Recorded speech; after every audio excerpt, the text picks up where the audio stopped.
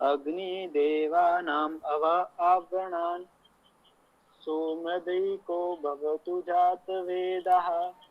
मंत्रार्थ, विश्वेशां सभी यज्ञियानां दानियों संगतिकर्ताओं में, अदिति अविनाशी, विश्वेशां सभी मानुषानां मनुष्यों के, अतिथि अतिथि देवानां प्रकाशमानों का, अवह रक्षक आवरणान समन्तात वर्ण करने वाले, अग्नि अग्रणी प्रगतिशील, जात वेदः वेद को जानने वाले, सुमृढ़ीक सुखी भवतु हो। भावार्थ, दी धातु का अर्थ है क्षय होना, अतः दीति धातु का अर्थ है क्षय तथा अदिति का अर्थ हुआ अक्षय अविनाशी। अदिति का मुख्य अर्थ परमात्मा है। परमात्मा के सभी दिव्य गुण दिव्य शक्तियां भी अदिति अर्थात अक्षय अविनाशी हैं। यज्ञ धातु से यज्ञ शब्द तथा उससे यज्ञ तथा यज्ञ नाम पद बने हैं। इसका अर्थ सत्कार संगति दान योग्य है। अत धातु का अर्थ है सतत गति करना, अतः अतिथि का अर्थ है सतत गतिशील। निरंतर विचरण करने वाले विद्वान हमारे अतिथि होते हैं। जात वेद शब्द का अर्थ वेद को उत्पन्न करने वाले अथवा जानने वाले विद्वान माना जाता है। जात शब्द को जन धातु उत्पन्न होना उत्पन्न करना धातु से निष्पन्न मानने पर इसका अर्थ जन्म देने वाला उत्पन्न करने वाला होता है। जात शब्द को जा ज्या जानना अर्थ वाली धातु से उत्पन्न माने पर इसका अर्थ जानकार विद्वान होगा। वेद शब्द को विद जानना अर्थ वाली धातु से निष्पन्न माना जाता है। स्पष्टतः इसका अर्थ ज्ञान होता है। विशेष ज्ञान के रूप में वेद ग्रंथ को भी माना जा सकता है। इस प्रकार जात वेद का अर्थ वेद को जानने वाले अथवा उत्पन्न करने वाले होगा। निरुक्त, यज्ञिया नाम यज्ञ धातु देव पूजा संगतिकरण दान करना। अदिति में ए उपसर्ग डी का अर्थ क्षय होना। मानुषा नाम में मन धातु मनन करना विचार करना। अदिति में अत धातु सतत गमन करना। देवा नाम में देव धातु प्रकाश स्थिति आनंद प्रीति करना। आवरणान में आ उपसर्ग वे धातु का अर्थ वर्ण करना। अव का अर्थ रक्षा करना। सुम्रडीको में सुख उपसर्ग है। मृग धातु का अर्थ सुख होना। भवतु में भू धातु होना। जात वेदा में जन उत्पन्न होना उत्पन्न करना। विधि धातु का अर्थ जानना। ओम खम ब्रह्म।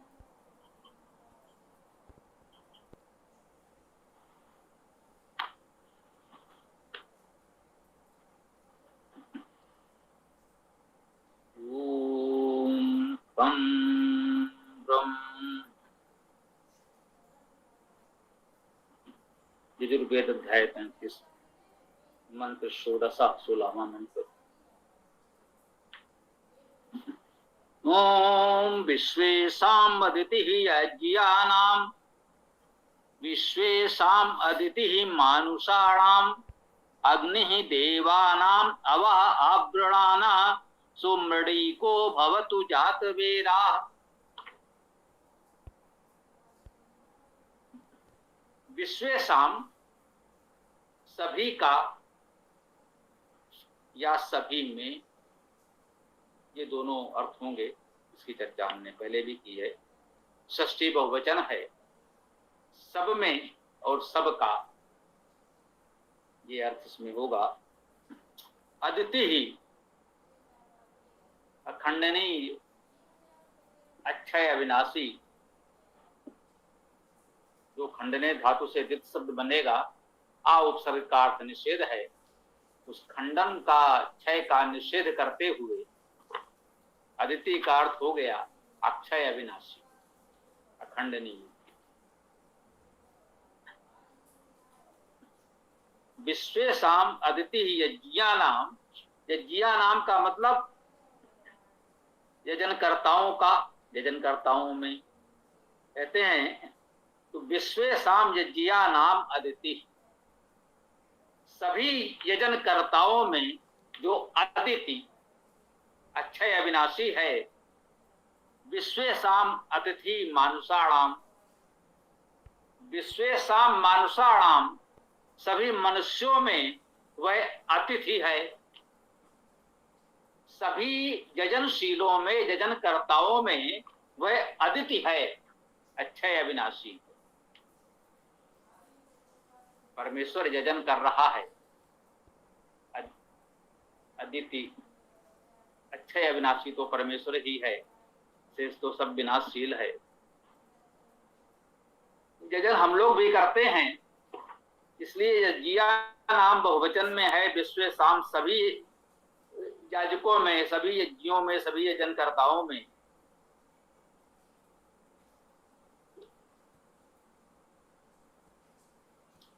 वह परमेश्वर अदिति है, अक्षय अविनाशी है। हम लोग भी यजन करते हैं, परंतु हम अदिति नहीं है, अक्षय अविनाशी नहीं है। हमारे में, सभी यजनकर्ताओं में वही अक्षय अविनाशी है। और क्या है? विश्वेशाम मानुषाणाम अतिथि, सभी मनुष्यों में जो अतिथि है, निरंतर गतिशील है, अविराम है, कभी विराम नहीं करता। अग्नि ही देवानाम,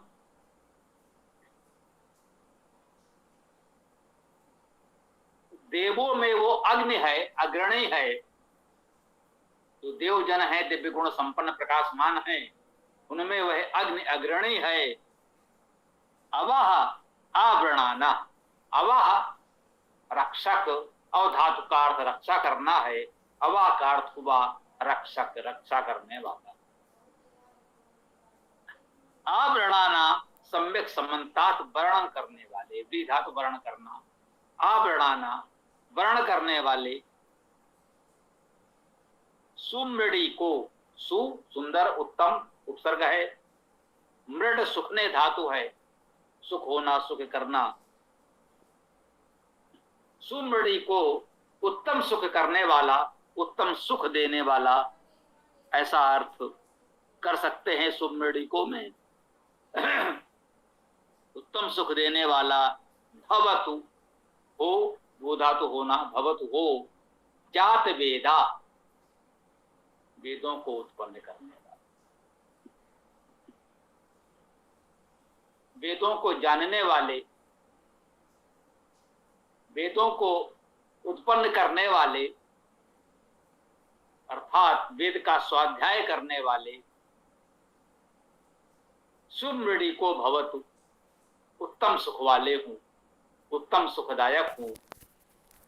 जो वेद के स्वाध्यायी हैं, वेद को अपनाने वाले हैं, जीवन में वेद को उत्पन्न करने वाले हैं, वे स्वयं सुखी हों और सबके लिए तो सुखदायी होंगे ही, स्वाभाविक है। जो वेद विद्या से, वैदिक मान्यताओं से जुड़े होंगे,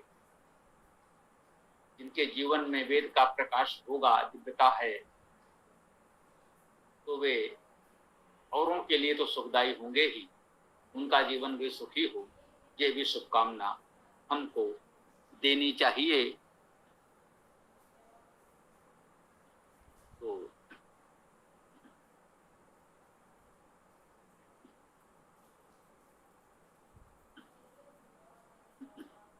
आगामी मंत्र भी ले लेते हैं, समय है। सप्तदशा मंत्रा, 17वां मंत्र।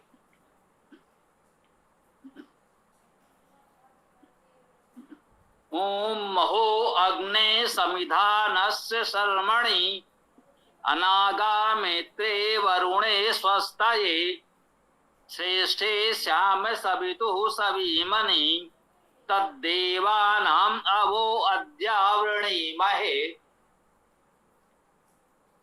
कहते हैं महो अग्नि, महान अग्नि का, महो महान स्पष्ट है, अग्नि है, अग्नि का निरंतर चर्चा कर रहे हैं, अग्नि अग्रणी, अग्नि का। संविधानस्य, सम उपसर्ग, इध इंद्र धातु है, प्रकाश होना, प्रकाश करना। संविधानस्य, संविधान का, सम्यक प्रकाश का, उस महान अग्नि के सम्यक प्रकाश का। शर्मणि, शर्म में, शर्मणि का व्याकरण से देख लें, सप्तमी एक वचन है। अब इस शर्म का अर्थ आप यदि देखेंगे तो शर्म को श्रु धातु से भी ग्रहण करते हैं। सुनना अर्थात श्रवण में, सुनने में। श्री श्रवण करना धातु से ही शर्म शब्द, शर्मन शब्द बनेगा, जिसका अर्थ सुनना। श्रवण में, श्रमणी का अर्थ हुआ श्रवण में, सुनने में। तो कहते हैं महान अग्नि के सम्यक प्रकाश के सुनने में, यह अग्नि जो अग्रणी परमेश्वर है उसका सम्यक प्रकाश वेदवाणी है, उसके सुनने में।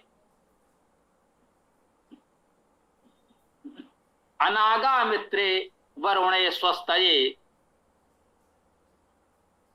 अनागा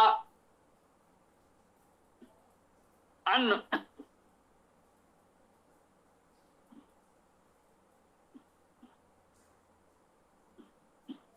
उपसर्ग निषेध अर्थ में है। आ और अन दो उपसर्ग निषेध नकारात्मक अर्थ में होते हैं। सामान्यतः हम लोग कहते हैं आ का अर्थ नहीं, अन का अर्थ नहीं। व्यंजन से पूर्व आएगा तो आ आएगा, अकर्मणी, अकर्म, आ। और स्वर से पूर्व आएगा तो अन आएगा, उसमें व्यंजन आ जाएगा, क्योंकि उसके पश्चात स्वर आता है। तो इस प्रकार से इसके प्रयोग हैं। अनागाह, अन आगाह, इस प्रकार करेंगे तो अन उपसर्ग होगा और आगाह शब्द है जिसका अर्थ हमें करना होगा। आ उपसर्ग मानने पर नागाह शब्द स्वीकार करना होगा, हमें उसका अर्थ खोजना पड़ेगा। तो इसमें अन उपसर्ग निषेध अर्थ में है। अग धातु का अर्थ गति करना, कुटिल गति होना आदि भी। देखिए अग धातु से अग्नि भी बन रहा है, भ्रम में न पड़े, इसको स्पष्ट करना आवश्यक था। अन्यथा ये भ्रम हो सकता था कि अग्नि में भी एक धातु बता रहे हैं, उसका क्या अर्थ कर रहे हैं और यहां क्या कर दिया। अग धातु का अर्थ सामान्य गति करना तो है, इसमें कुटिल गति करने का एक विशेष अर्थ भी है।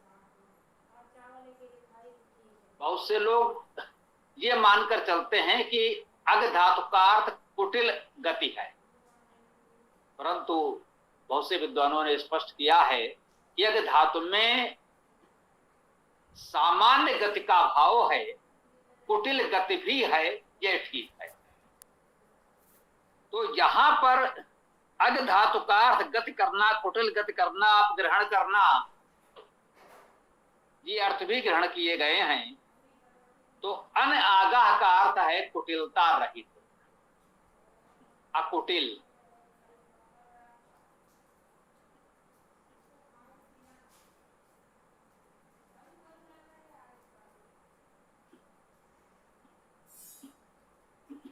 सामान्यता हो सकता है कहीं कहीं आपको ये पढ़ने सुनने को मिले, इस आगाह को कुछ पाप अपराध जैसा अर्थ दिया गया और अनागाह का अर्थ हुआ निष्पाप। यह भावार्थ है जो स्वीकार्य हो सकता है। अकुटिल शाब्दिक अर्थ हुआ, कुटिलता पाप है, अकुटिल होना निष्पाप होना है, यह अर्थ स्वीकार्य। मित्रे वरुणे स्वस्तये,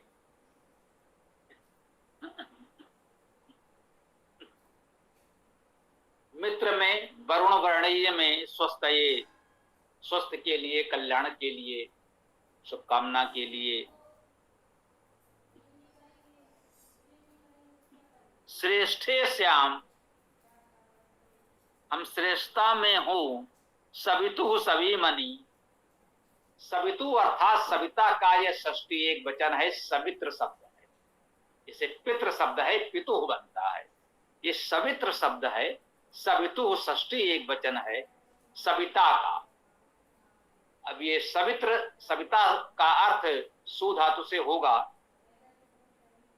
सु धातु का अर्थ है सृजन होना, ऐश्वर्य होना। तो सृजनशील ऐश्वर्यवान के सभी मणि उसके सृजन में, सभी मणि का अर्थ भी वही हुआ ऐश्वर्य सृजन प्रेरणा में, सु धातु इसमें भी है। तत् वह देवा नाम, देवों में अवो रक्षक या देवों का रक्षक, देवा नाम षष्ठी है तो देवों का अर्थ तो है ही। देवों का रक्षक अद्या वृणीमहे, अद्या अद्य आज वृणीमहे वर्ण करते हैं। इन दोनों ही मंत्रों में एक सामान्य सा भावार्थ आप इतना ही ग्रहण कर लें, से शब्दों को जितना समझ सकें उत्तम है। कुल मिलाकर उस अग्नि अग्रणी परमेश्वर की स्तुति की जा रही है, उसके विविध गुणों का वर्णन किया जा रहा है। सुख के लिए, शांत के लिए, कल्याण के लिए कामना की जा रही है। इस भाव को हमें इस मंत्र से ग्रहण करना चाहिए। अब हम अपनी इस चर्चा को विराम देते हैं। आप लोगों का जो भी प्रश्न विचार हो रख सकते हैं। ओम खम।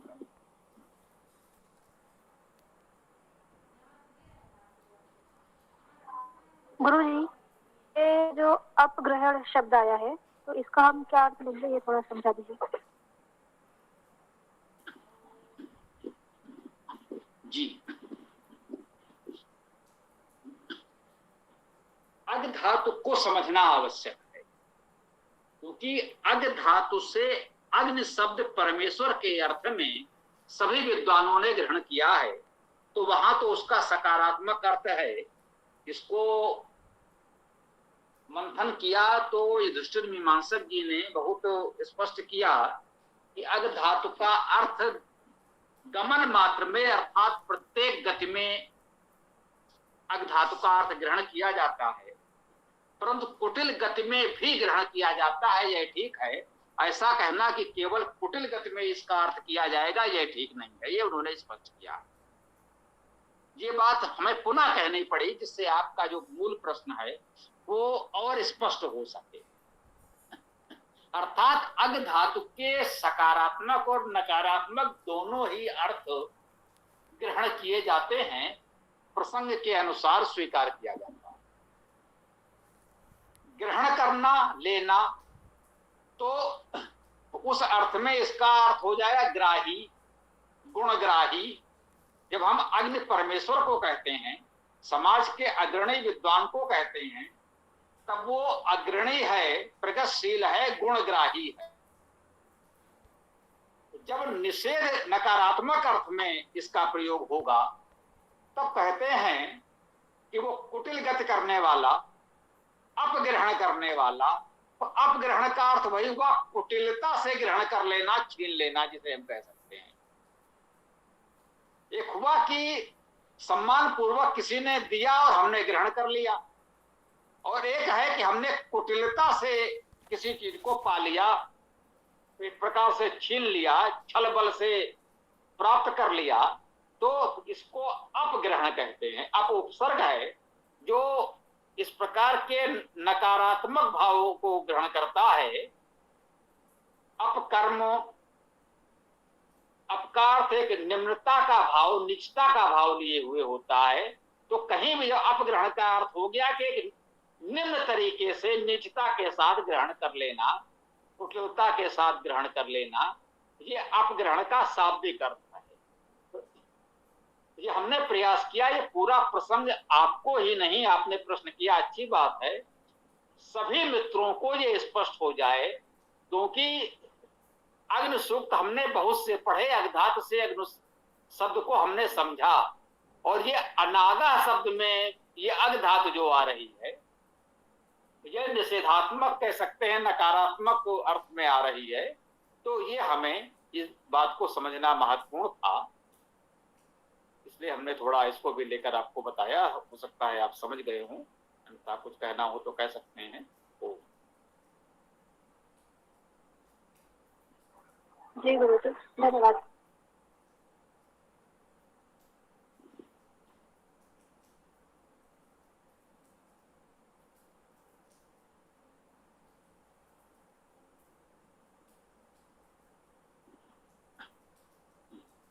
हाँ, किसी का कोई प्रश्न हो तो कर सकते हैं, अन्यथा पुलकित जी देते हैं पाठ आज जो भी। हाँ पुलकित बोलो। गुरुजी जैसे संविधान से शब्द आया है तो इसमें सम तो उपसर्ग हो गया, अब बचा क्या ईधानस्य। तो गुरुजी इसमें जैसे न नहीं आ रहा है बीच में, तो ऐसे ले सकते हैं क्या इंद धातु?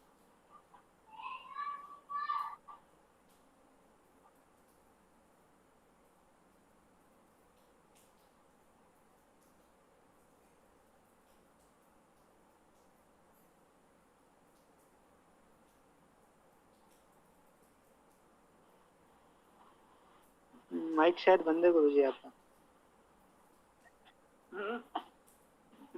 संविधानस्य में सम उपसर्ग हुआ और उसके पश्चात जो शब्द बचा वो है ईधान।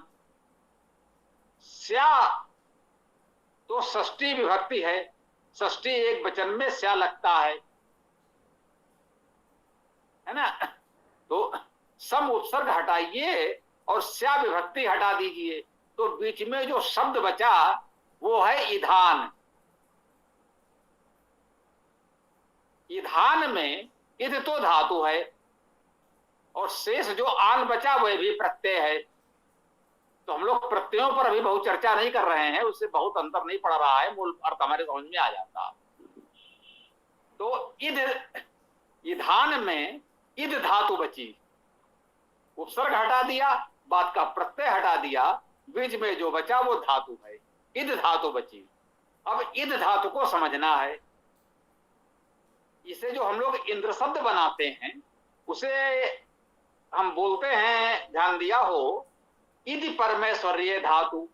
अब संस्कृत के परंपरा में कहते हैं इदि परमेश्वर्य धातु है, अर्थात इदि धातु का अर्थ परम ऐश्वर्य होना है, ऐसा कहते हैं। अब ये इदि क्या है? इंद्र में इदि कहां है? कभी बताया होगा, कोई बात नहीं, प्रसंग है तो समझ लें। इदि एक तकनीकी पद है व्याकरण में। इदि का अर्थ ये होता है कि इद भी हो सकता है और इंद भी हो सकता है। दा आया है ना, तो दा वर्ग का अंतिम वर्ण जो पंचम वर्ण होगा, ता था दा धा ना, तो ई और दा के बीच में ये अंतिम वर्ण पंचम वर्ण आ सकता है ना, तो हो गया इंद। तो वो जब कोई शब्द बनेगा तो इद भी हो सकता है और इंद भी हो सकता है, तो इद धातु से इंद्र शब्द बना।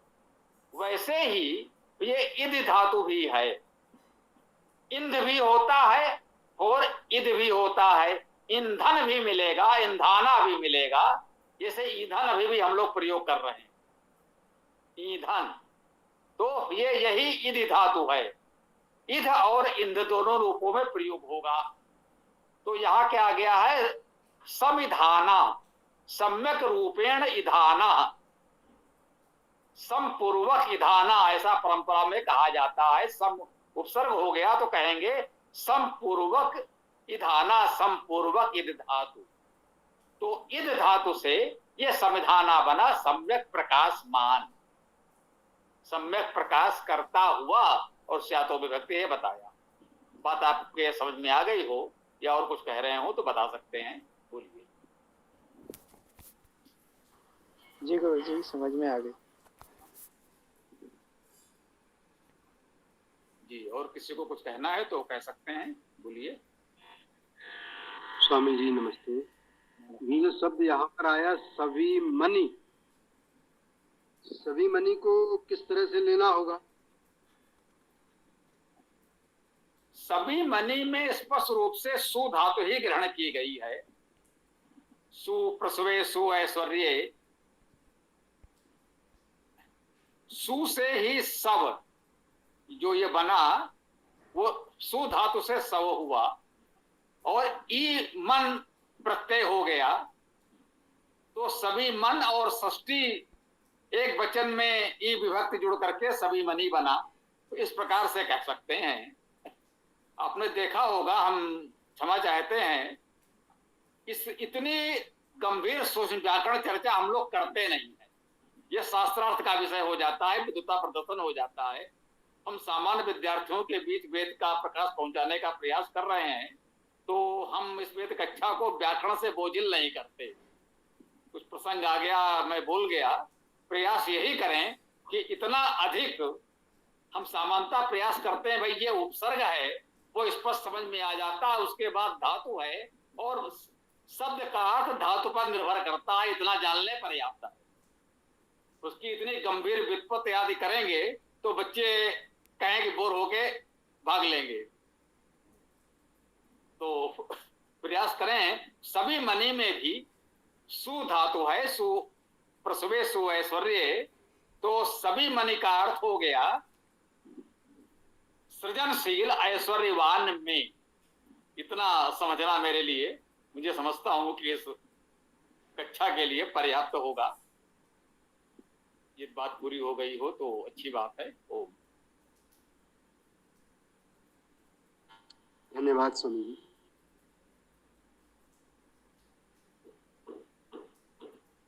जी, और कोई सज्जन कुछ कह रहे थे, कृपया बताएं। यहाँ सबको बोलने की अनुमति है, कोई संकोच नहीं है।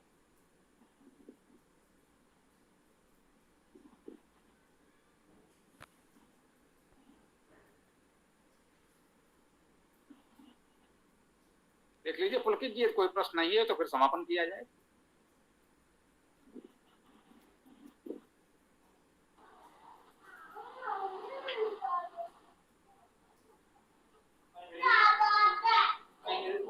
किसी का प्रश्न हो तो पूछ लीजिए।